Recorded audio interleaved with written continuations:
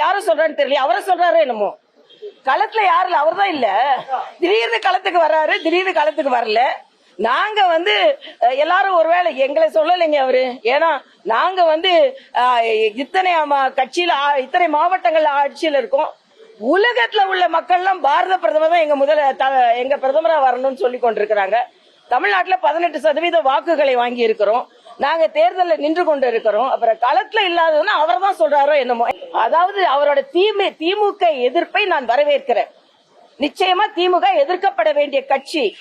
ஆனா திமுகவிற்கும் தவேகாவிற்கும் எதை வைத்து சொல்கிறார்னு சொல்றேன். திமுக கூட்டணிக்கும் அதிமுக பாஜக கூட்டணிக்கும் தாங்க போட்டி, அரசியல் போட்டி. இதோட சினிமா இல்ல. யாரு நீ டைரக்டரா நான் டைரக்டரா, 100 நாள் நீ ஓடுறியா நான் ஓடுறியான்னு கிடையாது.